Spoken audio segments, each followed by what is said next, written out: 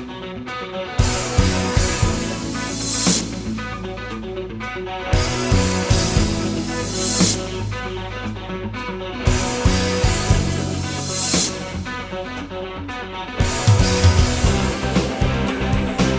you ever see some people on the street? You know, you travel to a big city and sometimes you see these people you run into in a big city. I've been traveling around different places in the United States. Go to a big city, you kind of get walking around, looking around the place, and you'll run into what many people would call street people.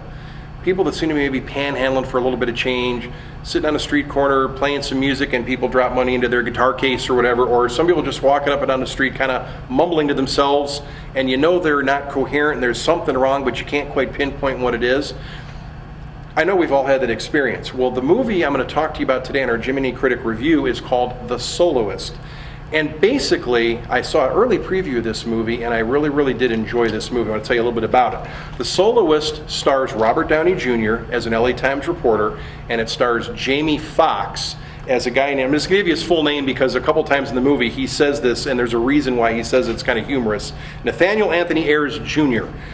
And basically, the premise of the story comes to you from DreamWorks Universal. It's rated PG-13. It's about 109 minutes. I think a really well-done film. Drama. It's not silly funny. It's not a horror movie. It's just a good drama based on real events that happen in real life. Basically, this reporter's trying to think of columns to write about. He's going writer's block. He goes outside at a break time one day of his building, and he hears out of nowhere, you know, over the din of all the cars and the people in the city of downtown LA, he hears this beautiful violin music coming from somewhere. And he kind of looks around, tries to figure out where it is, and he ends up finding this guy that you and I would probably call a homeless guy, and basically he really is, dressed in some ratty clothes, big shopping cart full of goods, playing a violin.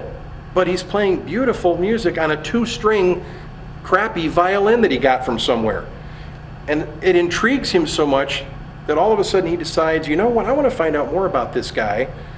How does he know how to play this music so beautifully, and yet looking at him you'd never figure he'd have these things? And that's where The Soloist kind of takes off. The relationship between Downey Jr. and Jamie Foxx, one guy living a certain way on the street, one guy wondering how did he get there, how is he at this point of life, and can I help change his life for the better? And there's a whole lot of things that play out in this movie that show the interaction between these guys. Is he helping him? Is he helping him have a better life? Does he like the life that he has and wants to be left alone? Where does this beautiful music come from that he can play? And then he gets his hands, I'll just tell you this much, on a full-size, regular, good cello, and he used to be a cello player, and plays this beautiful music that Downey Jr. wants him to play for the public, and who knows how that's going to turn out. I want to recommend to you to catch this movie if you get the chance to see The Soloist. It's really good.